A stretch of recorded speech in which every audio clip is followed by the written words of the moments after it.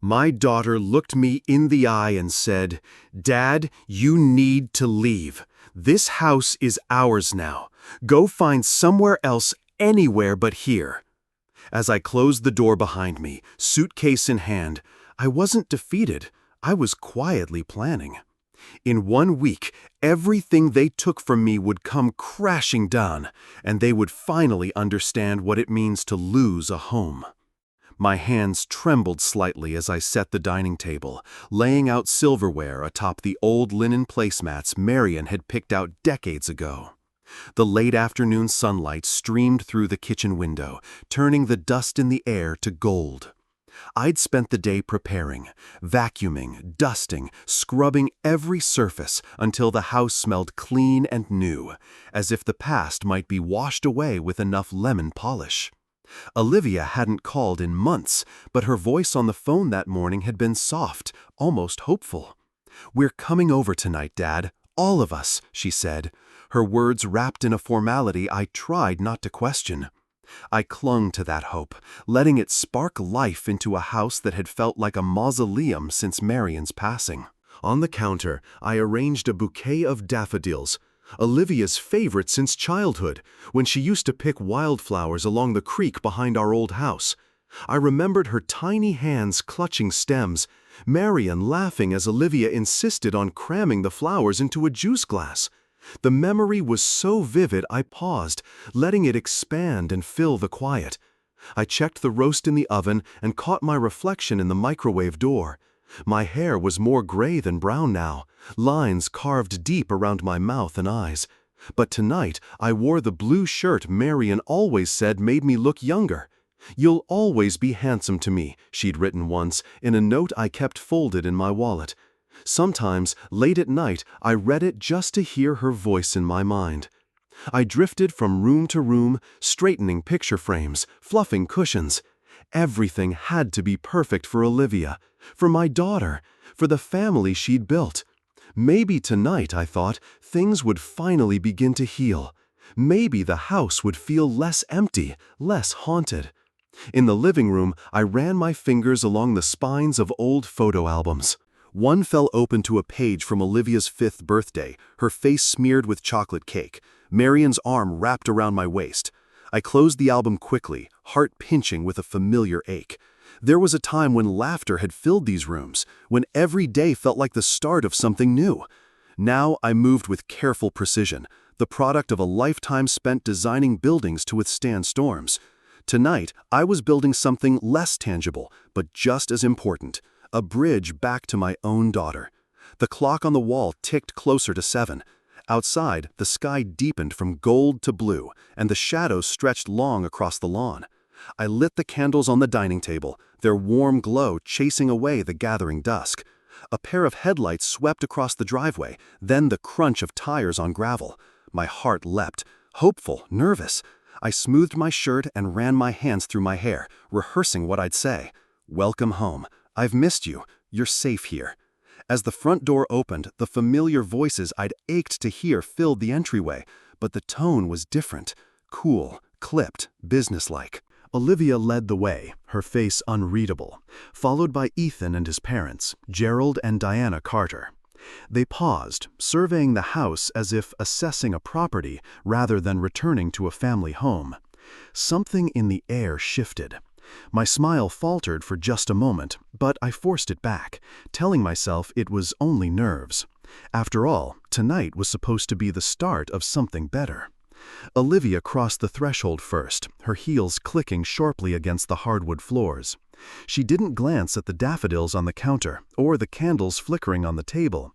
Instead, she moved through the house with a purposeful air, as if inspecting a space she barely remembered. Ethan trailed behind her, his jaw set, eyes darting around the living room with a kind of restless impatience. Gerald and Diana followed, their faces composed and unreadable, but Diana's gaze lingered on the family photos lining the hallway, her lips curving into the faintest hint of disapproval. "Welcome," I managed, forcing the word past the lump in my throat. "I made roast, and there's wine if you'd like." Olivia cut me off, her tone brisk. "We won't be staying for dinner, Dad. This is just a quick visit." There's something we need to discuss." The room fell silent, the warmth I'd tried so hard to create swallowed by a chill that seemed to seep from the walls themselves. I looked at her, searching for the daughter I'd raised, the one who used to curl up next to me on the couch and beg for just one more story. "Of course," I said, my voice trembling only slightly. "Let's sit down. Is everything all right?" Ethan remained standing, arms crossed. "We're not here for small talk, Mr. Bennett," he said, his words clipped and formal. "Let's get to the point." Gerald cleared his throat, stepping forward with the smooth authority of a man accustomed to getting his way. "Franklin, it's time for a change. Olivia and Ethan are starting a new chapter, and this house is going to be part of that." I stared at him, unable to process what he meant. Diana took a seat in Marion's old armchair, her chair, without asking, smoothing her skirt as if settling in for a long stay. Olivia's eyes met mine for the first time that evening. There was no warmth there, only a cool determination. "Dad, you need to move out. We're taking over the house. Ethan's family is moving in." "It's already been arranged." My world narrowed to the space between us. The room, the home I'd built, the memories I'd cherished, suddenly felt foreign, as if I were the guest and they the owners. "Move out?" I repeated, my voice barely above a whisper. "But this is my home. Where am I supposed to go?" Olivia's lips tightened. "That's not really our concern. You can find somewhere else, a motel maybe, just not here."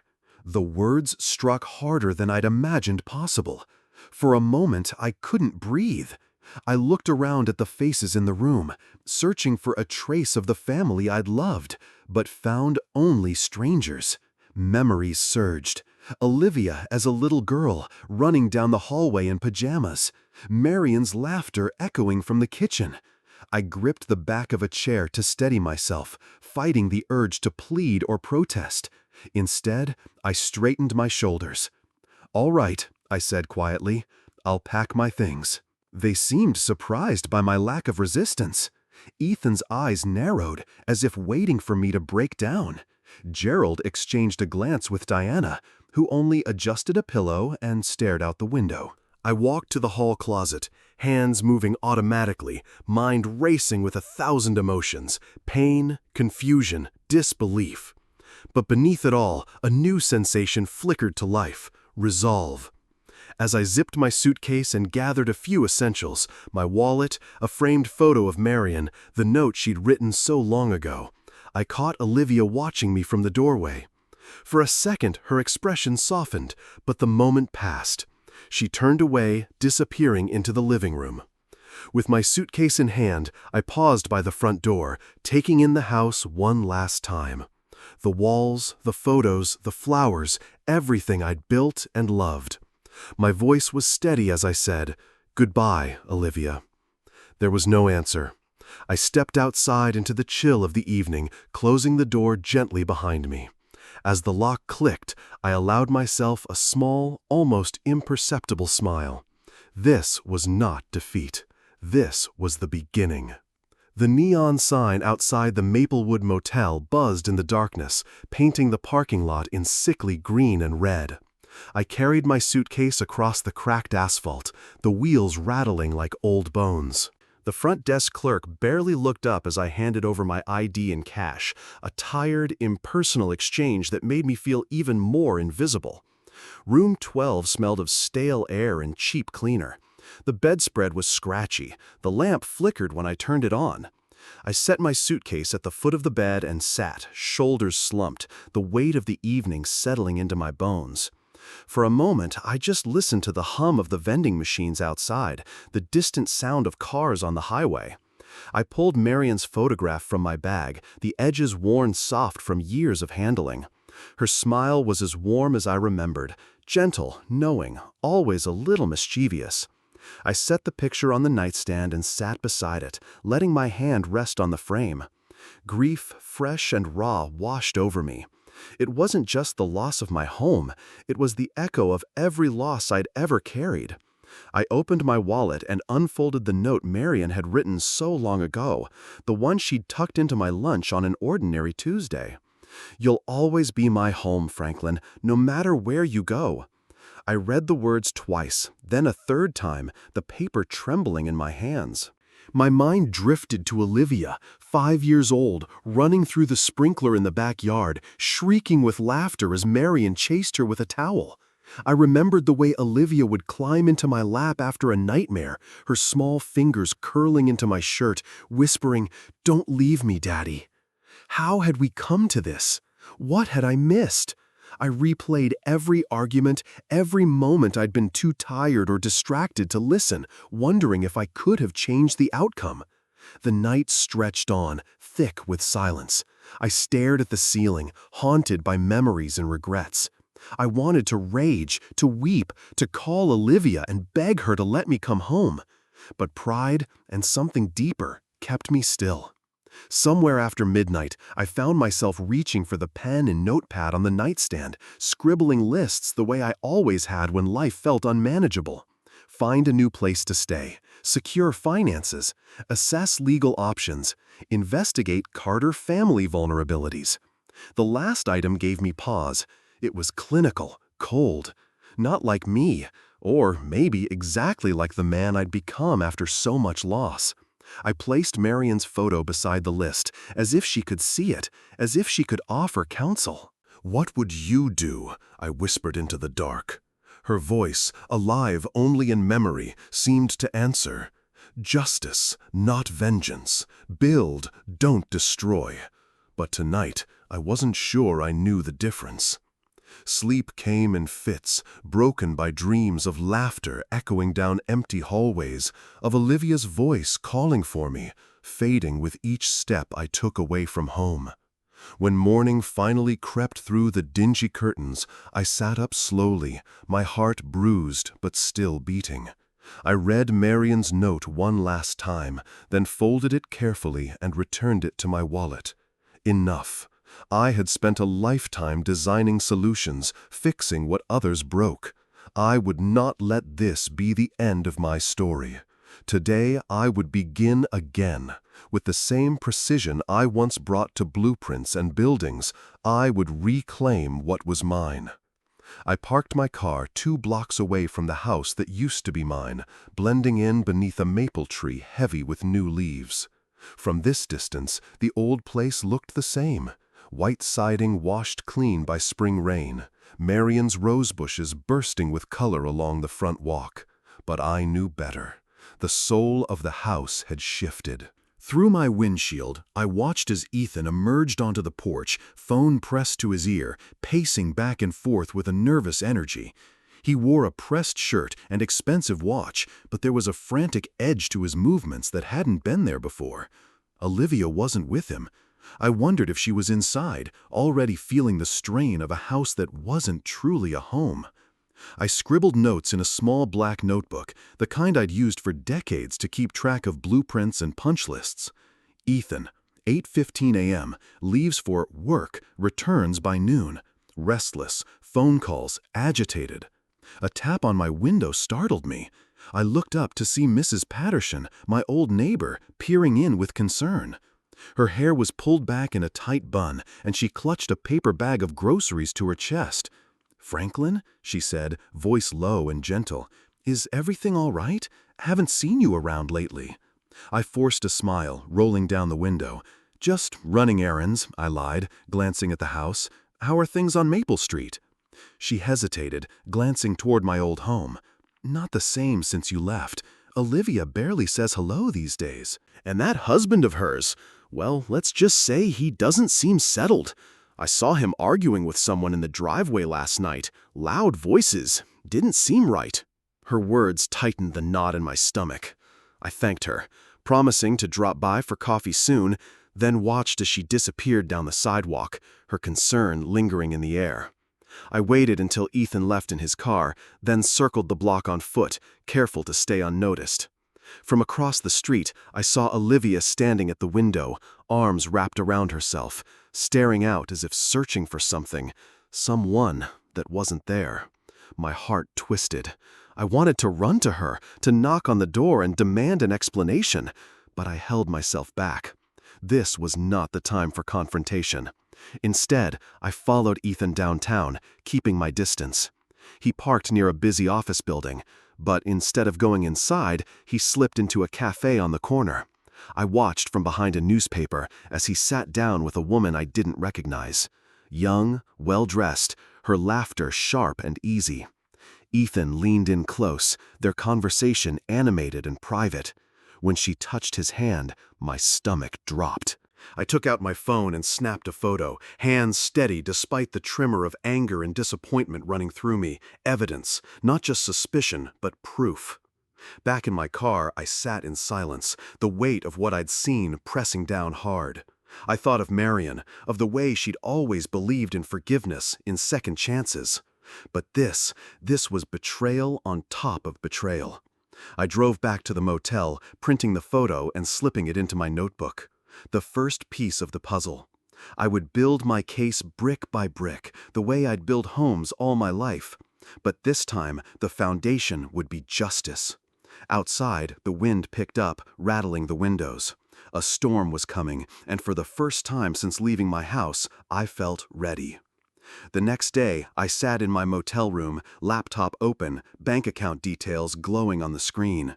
My name was still listed as primary holder on the joint account Olivia and I had opened years ago, back when she was finishing college and needed a little extra help. I remembered the pride in her voice when she made her first deposit, the way Marion had squeezed my hand, whispering, "She's growing up, Franklin. Let her learn, but always be there when she needs you." Now, I hesitated only a moment before changing the account settings, lowering withdrawal limits, setting up alerts for every transaction, locking down the funds that had once been our family's safety net. My fingers hovered over the keyboard, a strange mixture of sorrow and resolve in my chest. Within hours, the first alerts pinged my phone. Failed transaction, card declined, another attempt, another denial. I imagined Olivia at the grocery store, confusion turning to frustration as her card was refused. Ethan, angry and impatient, demanding answers she couldn't give. The Carters, used to easy comfort, now faced with the reality of uncertainty.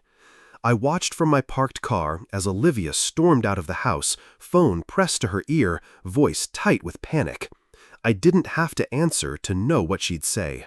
My phone vibrated with her incoming call, the screen lighting up with her name. I let it ring, then listened to her message after.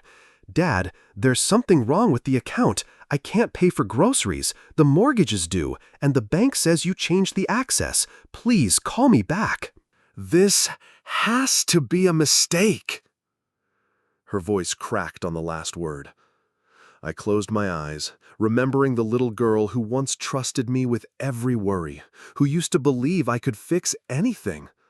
But this was a lesson she needed to learn, a boundary I needed to keep. Ethan's frustration was less subtle. Through the thin motel walls, I could hear him shouting into his own phone, cursing the bank, blaming Olivia for the mess. Gerald and Diana paced the living room, their voices rising as they debated what to do next. The house that had once been a safe haven was now a pressure cooker, old resentments bubbling to the surface. I thought back to the first time Olivia called me for help with money. She was 21, stranded at the airport after missing her flight home for Thanksgiving. I'd wired her cash without hesitation, telling her, "You can always count on me." I'd meant it then. I meant it now, but not in the way she wanted. That evening, another alert came in. Unusual activity detected. Account locked for security. I smiled grimly, knowing the first domino had fallen. The Carters would scramble, searching for explanations, blaming each other. Olivia tried my number again, her voice raw with desperation. This time, I deleted the message without listening. As the sun set behind the motel, painting the world in bruised purples and reds, I stared at Marion's photo and whispered, "Forgive me. I'm doing this for us, for you, for the family we were supposed to be." I checked my notebook, reviewing the plan. The first strike had landed. Tomorrow, I would move on to the next weakness. Justice, brick by brick. Ethan's world began to unravel on a gray Tuesday morning. It started with a plain envelope slid under the front door. No return address, just his name written in sharp block letters. He opened it in the kitchen, Olivia watching from across the counter, her eyes rimmed red from another sleepless night. Inside, photos spilled onto the table. Ethan, arm in arm with a woman who wasn't his wife. Smiles too intimate for strangers. Meetings in a cafe during work hours. There was also a brief typed note. "Your employer deserves to know what kind of man you really are." Ethan's face drained of color. He shoved the photos back into the envelope, but Olivia's hand shot out, grabbing one before he could hide it. For a long moment, she stared at the image, her knuckles white as she gripped the glossy paper. Her voice, when it came, was barely more than a whisper. "How long, Ethan?" He didn't answer.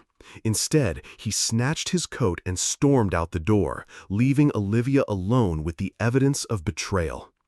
I watched this unfold from a distance, the ache in my chest sharper than I expected. I remembered Marion's gentle voice years ago, sitting at the kitchen table with Olivia, teaching her that honesty mattered above all else. "If you lie, even just once, trust is broken," Marion had said. Olivia, 8 years old, had nodded solemnly, promising never to keep secrets. Now, I saw that promise shattered. Olivia sank into a kitchen chair, head in her hands, shoulders shaking. The life she'd imagined with Ethan, a partnership, a family, crumbled around her. Later that day, Ethan received a call from his supervisor. I knew the woman's name, Ms. Rivera, and had already sent her a copy of the photos, along with a timeline of Ethan's absences and unexplained expenses. The company prided itself on integrity. There was no place for scandal. I pictured Ethan sitting in his car outside the office, sweating through his shirt, as Miss Rivera's voice, cool and professional, informed him that he was suspended pending investigation. No anger, just consequences. Back at the house, Olivia confronted Diana and Gerald. Raised voices carried through the open window. "You promised me this was a fresh start," Olivia cried, her words brittle as glass. "You said we'd be a family." Diana's reply was cold. "Marriage is about compromise, Olivia. You'll learn that. We all have to make sacrifices." Sacrifices. The word rang in my ears. I thought of all the sacrifices I'd made. Late nights, missed vacations, years spent saving and planning, always for the good of the family. And now, standing on the outside, I wondered if any of it had mattered at all. As dusk settled, Olivia wandered the empty house, clutching Marion's old shawl around her shoulders. She called my phone, voice thick with tears. "Dad, I don't know what to do. Everything's falling apart. Please, please just talk to me." I listened to her message, heart breaking. But I didn't call back. Not yet. I wasn't ready to be her safety net, not until she understood the true cost of betrayal. That night, as rain tapped against the motel window, I opened Marion's note one more time, tracing the faded words with my thumb. Build, don't destroy. I wanted to believe I was building something better, but the pain was real, and there was still more to come. The days blurred together in a haze of unanswered calls and sleepless nights. Olivia left message after message, her voice raw, stripped of pride. "Dad, I'm sorry. I know I let you down. I wish I could take it all back. Please, I just want to hear your voice." Each time, I listened in silence, the ache in my chest growing sharper. The Carter family, once so united in their ambition, began to fracture. Gerald withdrew into long phone calls behind closed doors, his voice tense with desperation. Diana's patience wore thin. Her words for Olivia became clipped, impatient and cold. Even Ethan, now suspended from work and shamed by scandal, barely spoke to his wife.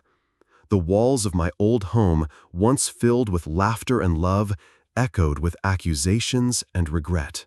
I watched from afar, torn between the urge to rush in and the conviction that Olivia had to face the consequences of her choices. Marian's words haunted me. If you never let her fall, she'll never learn how to stand. I wanted to believe I was doing the right thing, but the guilt gnawed at me. One evening, after a particularly heavy rain, I sat at the motel desk, Marian's photograph propped up beside a stack of legal documents. I traced her smile with my thumb, wishing for her guidance. "What would you do?" I whispered to the empty room. I thought back to the moment Marian had taught Olivia about apologies, not the easy kind, but the ones that cost you something. If you're truly sorry, you change, not just your words, but your actions. I realized Olivia was changing, slowly, painfully, but some lessons had to be learned the hard way. The next morning, Olivia tried again. Her voice on the voicemail was barely more than a whisper. "Dad, I'm so sorry. I shouldn't have listened to them. I shouldn't have pushed you away. I miss you. Please, if you can ever forgive me." I pressed the phone to my chest, eyes burning. It would have been so easy to call her back, to promise everything would be all right. But I knew that wasn't true, not yet. Instead, I focused on the task ahead. I gathered the evidence I'd collected, the photos, the account statements, the letters Marian had written about the house and our family. I made an appointment with Laura Green, a sharp, compassionate attorney recommended by Mrs. Patterson. She listened quietly as I explained everything, her eyes kind but steady. "You have a strong case, Mr. Bennett," she said. "It won't be easy, but you're well within your rights. Are you ready to proceed?" I hesitated, glancing at Marian's photo. For a long moment, I let the silence fill the room. Then I nodded. "Yes, let's do this." As Laura slid the paperwork across the desk for my signature, I felt the weight of my decision settle on my shoulders. This wasn't about revenge, not anymore. It was about reclaiming what was rightfully mine, about finally standing up for myself and for the family Marian and I had tried to build. Pen in hand, I signed the documents. The ink dried quickly, sealing my resolve. Tomorrow, the battle would move from shadows to sunlight. Courtrooms have a way of making everything feel smaller, voices hushed, footsteps echoing against polished floors, the weight of judgment pressing down on everyone who enters. I sat beside Laura Green at the long table, my hands folded tightly in my lap, Marian's photograph tucked safely in my breast pocket. Across the aisle, Gerald and Diana Carter whispered furiously with their attorney, faces pale and stiff. Ethan sat slumped, eyes fixed on the floor. Olivia was there too, her shoulders hunched, her gaze darting between me and the judge. She looked older than her years, worn down by weeks of regret and sleepless nights. Laura leaned over, her voice gentle but firm. "You're ready, Franklin. You've done everything right." As the judge entered, everyone rose. My heart raced, but I forced myself to breathe, to remember why I was here, not for vengeance, but for justice, for Marian, for myself. Laura presented our case with sharp clarity, records of my investments in the house, evidence of my ongoing financial support, documentation that proved my legal right to the home. She spoke plainly, without spite, letting the facts speak for themselves. The Carters' lawyer tried to argue that Olivia's name on the deed gave them full claim, but Laura countered with receipts, bank statements, even letters from Marian referencing the house as our family's anchor. The evidence was overwhelming. The judge, a woman with steely eyes and a reputation for fairness, listened intently. She asked questions, reviewed documents, and finally turned to address the courtroom. "Mr. Bennett," she said, "the evidence shows you have invested significant time, money, and care into this property. It was never intended to be transferred away from you under these circumstances. Therefore, I am ordering the immediate return of the property to your possession. The current occupants will vacate within 48 hours. A hush fell over the room. Gerald's jaw clenched. Diana stared straight ahead, refusing to meet my eyes. Ethan's hands balled into fists, his composure finally cracking. Olivia let out a shaky breath, tears slipping down her cheeks. For a moment, I wanted to cross the aisle, to comfort her, but I stayed where I was, letting the enormity of the moment settle in. Laura squeezed my arm, her expression one of quiet triumph. "You did it, Franklin! You stood up for yourself!" The paperwork was signed and stamped, the gavel fell, and just like that, the house was mine again. But as I left the courtroom, the sense of victory was bittersweet. I'd won back the walls and the roof, but not the years lost, not the innocence, not the family that once filled those rooms. Outside, the spring sun was bright but cold. Olivia stood near the steps, arms wrapped around herself, her face blotched with tears. She looked at me, not with anger, but with a plea for forgiveness I wasn't sure I could grant. For the first time since all of this began, I saw not just my daughter, but the child she used to be, the one who needed me. I paused, searching for words, but none came. Instead, I nodded once, a silent promise that this story wasn't over yet. 2 days passed in a haze of boxes and silence. The Carter family moved quickly, barely speaking as they packed up their belongings. I watched from across the street, unseen, as Gerald and Diana loaded suitcases into the trunk of their car, their faces tight with defeat. Ethan avoided my gaze entirely, disappearing inside and emerging only to slam the door behind him. The house that had once held so much life now echoed with emptiness. When they were gone, I stood on the front porch for a long moment, keys cold in my palm. The yard was littered with broken flower pots and discarded wrappers. Inside, the furniture was askew, the air stale. I wandered from room to room, touching the walls, the doorknobs, the windowsills, all the small places where memories lingered. Marion's crystal vase sat untouched on the mantel, catching the afternoon light. I set down my suitcase and breathed in slowly, letting the familiar scent of dust and lemon polish wash over me. But victory didn't taste as sweet as I'd imagined. For every possession reclaimed, there was a ghost of what had been lost. Laughter drifting from the kitchen, Olivia's small feet pounding up the stairs, Marion's voice humming a tune as she folded laundry. The house was mine again, but it felt like an empty stage after the curtain falls. That evening, as I finished cleaning the kitchen, I heard footsteps on the front walk. Through the window, I saw Olivia standing on the porch. No suitcase, just her, arms wrapped tightly around herself, eyes swollen from crying. She didn't knock. Instead, she sank onto the top step, pulled her knees to her chest, and stared at the front door as if hoping it might open by itself. I watched her from behind the curtain, my heart pounding with a mix of anger, sorrow, and longing. Part of me wanted to rush outside, to gather her in my arms, to say that all was forgiven. Another part remembered the pain, the betrayal, and the long nights spent alone in a motel room, wondering if I'd ever come home again. Inside my pocket, Marion's note pressed against my heart. When she truly returns, let her know the door is never really closed. I stood there for a long time, torn between the past and the possibility of something new. Night settled over Minneapolis, quiet and cold. Olivia stayed on the porch, unmoving, shoulders shaking in the darkness. I left the hallway light on and waited, not sure who would make the first move. Tomorrow, I thought. Tomorrow I'd have to decide. The hours crept by, each one heavier than the last. I paced the darkened house, every floorboard creaking like a memory I couldn't shake. Outside, Olivia remained on the porch, a solitary figure beneath the half-lit street lamp, knees hugged to her chest, chin tucked against the chill. Sleep wouldn't come. Instead, I found myself wandering from room to room, touching the backs of chairs, straightening picture frames, brushing my fingers over Marion's old shawl. In the quiet, I heard echoes of laughter.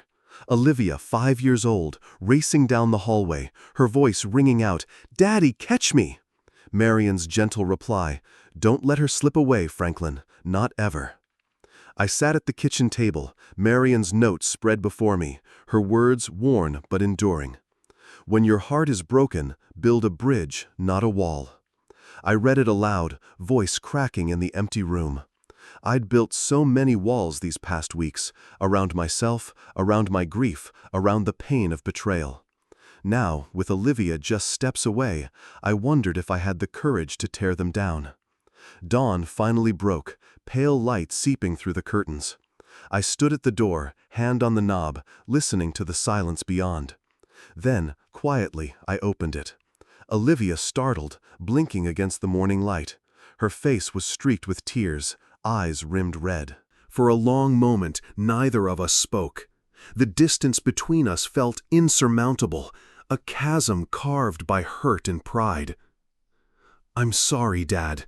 Her voice was just above a whisper. "I was wrong, about everything. I let them convince me you didn't matter, that I deserved more. But I lost everything that mattered most." My throat tightened. "You hurt me, Olivia. I trusted you. I trusted us. And when I needed you, you turned me out." She nodded, tears spilling down her cheeks. "I know. I can't undo it, but I want to try to make it right, if you'll let me."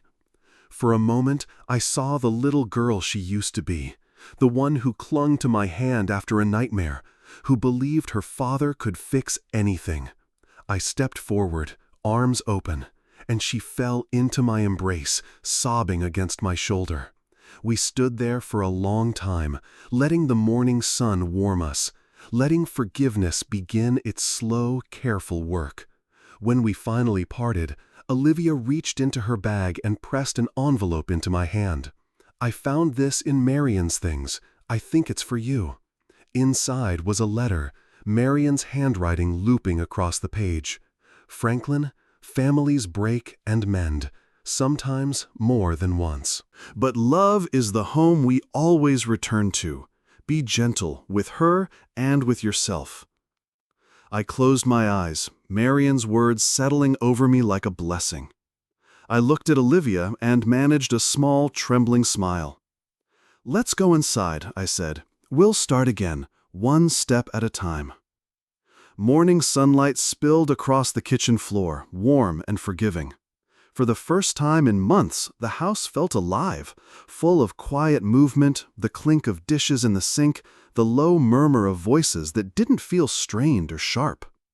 Olivia and I worked side by side, dusting shelves, putting books back in their places, and gathering up the last reminders of the Carter family's brief occupation.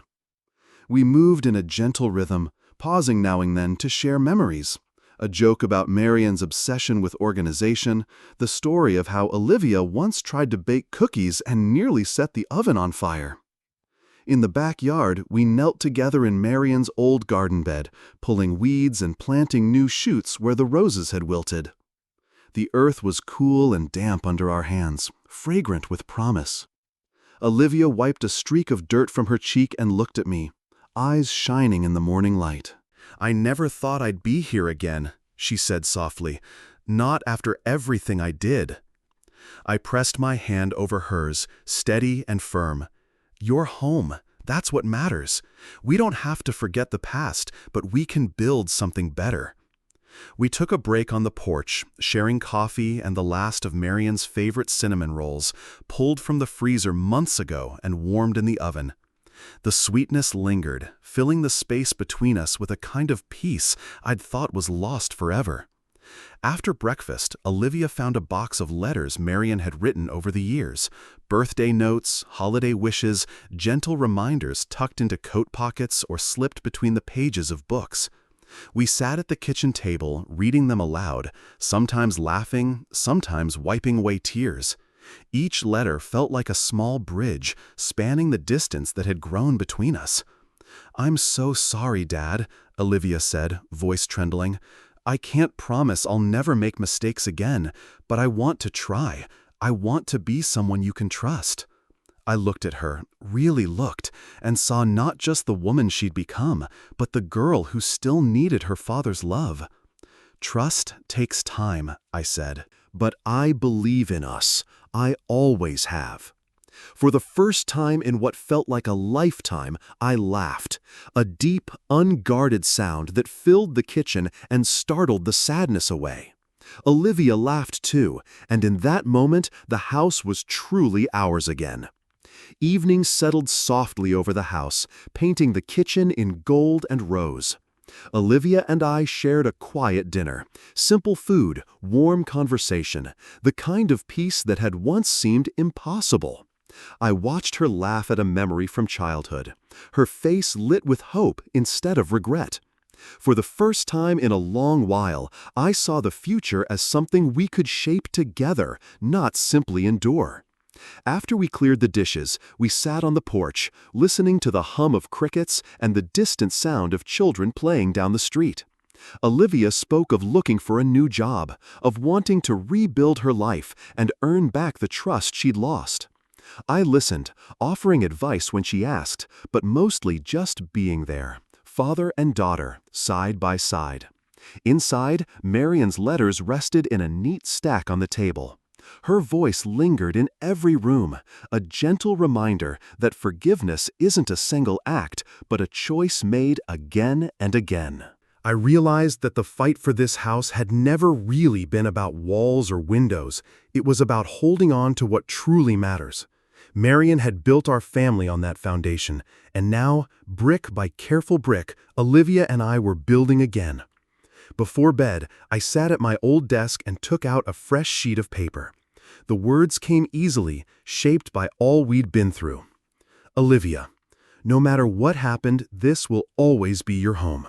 We may stumble, we may fall, but we find our way back. That's what family does. I'm proud of you for coming home, for fighting to make things right. Love, Dad. I slipped the note under her bedroom door, feeling a sense of peace settle over me. The house was still scarred in places, the garden not yet in full bloom, but we were here, together, healing, hopeful.